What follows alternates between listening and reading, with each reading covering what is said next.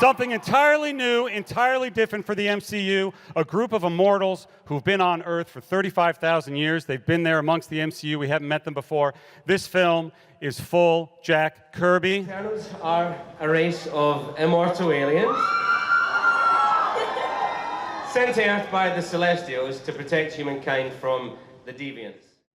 Hey everyone, it's Charlie. I've gotten a lot of requests to do a video about Marvel's Eternals movie, probably the most important movie during Marvel Phase 4. Some of the other movies like Doctor Strange and the Multiverse of Madness are also critical for world building, aka developing the multiverse as a big story device for future movies to take advantage of. But the Eternals is critical for setting up what the next big Thanos level threat is going to be. And there's a very important reason why they didn't help out during Avengers Infinity War in Avengers Endgame, because they're some of the most powerful people on planet Earth. So why wouldn't they help out if something that big was happening? And why haven't they helped out before? There's really good reasons for that, and a lot of it has to do with the comic book story that they're basing the Eternals movie on. So we'll break it all down. There's a new round of that Avengers Endgame special box set Blu-ray giveaway. All you have to do to enter is be a subscriber and leave your best Marvel Phase 4 theory on the video. So if you're not familiar with the backstory of the Eternals, they're actually this really weird, obscure group in the comics. They pop up every once in a while. There've been a couple miniseries, they've had a couple of their own solo titles, but they've never been quite as popular as, say, like the X-Men, the Fantastic Four, or any of the other big teams like the Avengers, and there's a lot of complicated backstory that overlaps a little bit with what's going on with the Inhumans. But if you haven't been reading it, they've actually just published what they call A History of the Marvel Universe by Mark Waid that sort of makes sense of it in a much simpler way. It all starts with the cosmic entity Eternity, which represents the body of the multiverse. There's this consciousness, this grand design behind everything. It creates the Celestials.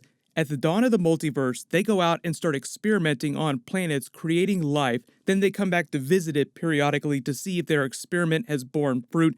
There's the flashback during the first Guardians of the Galaxy movie where you see Esau the Searcher, one of the Celestials, coming back to cull a planet that he's experimented on, deeming it a failure. When the Celestials come to judge a planet, it's called the Celestial Host. So the first Celestial Host comes to planet Earth. They experiment on primitive humans, turning them into the Eternals, making them genetically perfect, giving them all kinds of celestial abilities and powers that they then learn about and hone over the millennia that they're alive. One of the big changes that the movie is making to the Eternals characters is that they're saying they're around 35,000 years old instead of 1,000,000 years old like they are in the comics. Once they're done, the Eternals leave, and every once in a while they come back to judge them, so the Celestial Host will come back to see what's become of their creation. In the MCU in the present day, the reason why all the characters are still alive, not counting Thanos with the Infinity Gauntlet trying to snap everyone away, is because the Celestial Host, when it comes across the ages, has allowed the Earth to continue to exist. So if they're so powerful and so influential on human history, why didn't they show up for Avengers Infinity War and Avengers Endgame? Well, a lot of it has to do with the plot of Neil Gaiman's Eternals run, which, interestingly enough, ties them to the Avengers story. So that's actually really important for the Eternals movie too, is that after we've had 22 Marvel films, you have to explain why these characters are such a big deal and why they've been around this whole time, but we haven't seen them till now. That's where you get to the Neil Gaiman Eternals run. That sort of weaves them in with the history of the Avengers, but also explains why they're not around in present day helping the Avengers out with all their big challenges. One of the reasons why the Eternals are so long-lived is because of their own natural powers that they learn to hone. They learn to use the celestial energy given to them by the Celestials themselves, but they also can reincarnate. That's one of their biggest powers. No matter how they die or how many times they die, they reincarnate inside a special celestial sarcophagus underneath Antarctica. But the reason why people in present day have never heard about the Eternals and why the Avengers have never seen them, why nobody's talking about them, why they didn't show up during Avengers Infinity War, is because during this Neil Gaiman run, most of the Eternals don't realize that they're Eternals. Their memories have been wiped. So during this Neil Gaiman story, you have a bunch of Eternals in present day leading normal human lives, walking around. You can imagine that happening around Avengers Infinity War. Them having families, just going about their day. Thanos snaps everyone, half of all life vanishes, then the Hulk snaps everyone back, and they all come back. The Eternals that were snapped then start to remember who they are, what their powers are, and what their history is. In the Neil Gaiman story, it's Icarus, who's being played by Richard Madden in the movie, sort of one of the main characters, is one of the few people that starts to remember his life as an Eternal in present day. He goes to a doctor, and it turns out the doctor is also an Eternal too, who hasn't quite started to remember yet. But slowly a group of villains find Icarus and torture him to try and get information out of him. He dies, is reincarnated in their special celestial sarcophagus, and all of his memories come back. Then separately, a group of Eternals is attacked and they use their powers instinctively and start to realize who they are, including the deviants, the villains too. But here's the really cool connection to Iron Man, the Avengers, even Howard Stark in present day.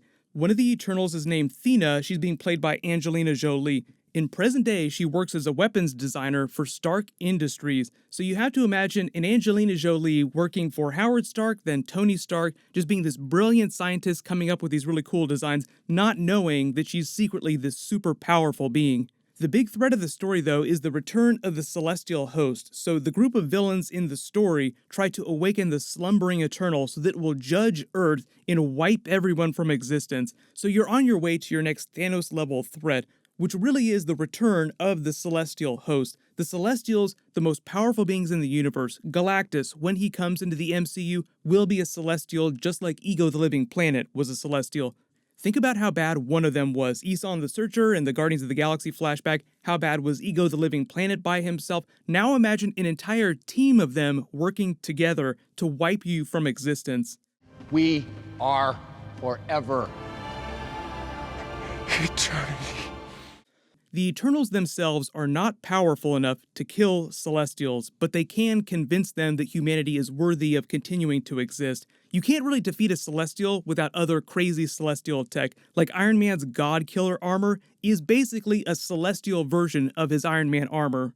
Most likely scenario, if the Eternals franchise is as successful as other Marvel franchises, you will build up to that Celestial Host arriving in whatever third big film. That will be their Ragnarok level moment. The Eternals are powerful enough characters that you have to build up to a threat that's that big. It's like a Thor movie. Thor, one of the most powerful characters in the MCU, has to face villains that are more powerful than him, and that means they have to be God-level scale.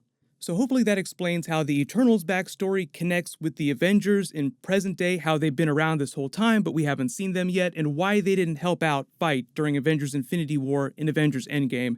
Imagine them turning that into a joke in the next Avengers film. We just saved the universe a couple years ago. What have you guys done recently? We've been around for the last 35,000 years, and we're going to teach you how to survive the Celestials, which are way worse than anything you've seen so far.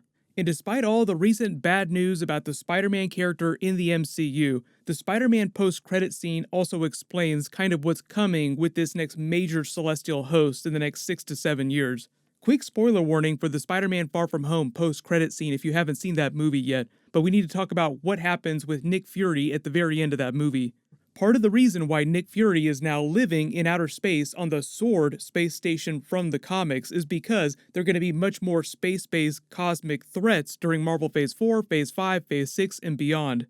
The return of the Celestial Host is a way long-term project. It's not going to happen for a long time, but we'll get a teaser for that during the flashbacks in the Eternals movie when they show the first Celestial Host coming to planet Earth to actually create the Eternals characters. That's actually what you're seeing here in all this concept art and the teasers they showed off at Comic-Con. There are clouds down at the bottom of this picture to give you an idea for the scale of how big they are, because you don't really get a sense for that in Eson the Searcher here during this Guardians flashback, because you can kind of see people running really close to the frame. This is their knees hitting the clouds. That's how big they are. That's why it's so hard for the Avengers to fight the Celestials, because they've already atomized the Infinity Stones in present day, so there's no Infinity Gauntlet for them to assemble. Getting to the Fantastic Four of it all, that's where we spin up to Cosmic Fantastic Four Silver Surfer Galactus crossover. So it's all coming together in a much bigger, more cosmic way during Phase 4. The big Marvel Phase 4 D23 panel is this weekend. We're going to get a bunch of trailers for everything, but we'll also get more information about the Eternals movie, what's happening with the other movies like Doctor Strange, the Multiverse of Madness, maybe Marvel Phase 5, outside chance we learn about Fantastic Four and X-Men Deadpool stuff happening. I'll do videos for all of it, and I'll name a giveaway winner when I post my new Marvel video. Everybody click here to learn how Marvel can still save Spider-Man in the MCU, and everybody click here to learn about why the Russos are talking about a Nova scene in Avengers Endgame. Thank you so much for watching. Everybody stay awesome. I'll see you guys tonight.